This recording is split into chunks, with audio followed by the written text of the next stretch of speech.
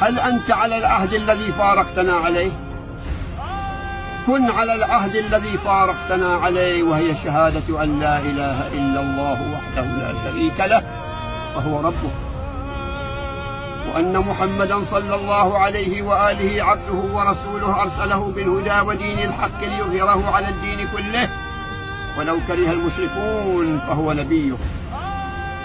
وأن الخليفة من بعده بلا فصل أمير المؤمنين علي بن أبي طالب عليه السلام فهو إمامك ووليك،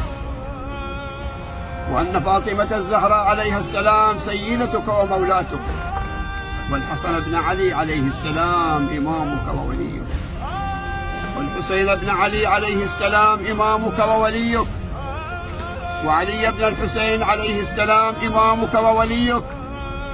ومحمد بن علي الباقر عليه السلام إمامك ووليك، وجعفر بن محمد الصادق عليه السلام إمامك ووليك،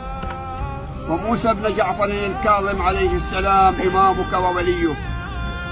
وعلي بن موسى الرضا عليه السلام إمامك ووليك، ومحمد بن علي الجواد عليه السلام إمامك ووليك،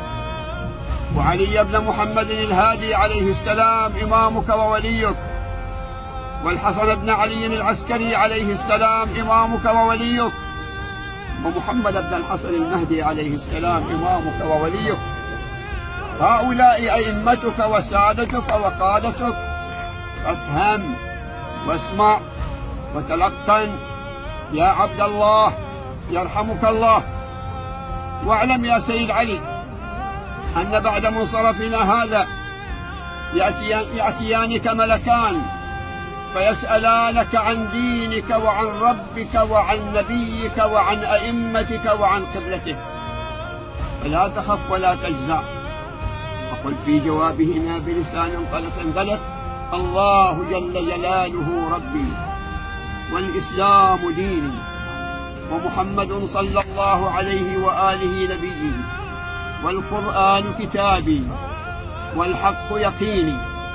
وعلي بن أبي طالب عليه السلام إمامي وولي، وفاطمة الزهراء عليها السلام سيدتي ومولاتي، والحسن بن علي عليه السلام إمامي وولي، والحسين بن علي عليه السلام إمامي وولي، وعلي بن الحسين عليه السلام إمامي وولي، ومحمد بن علي الباقر عليه السلام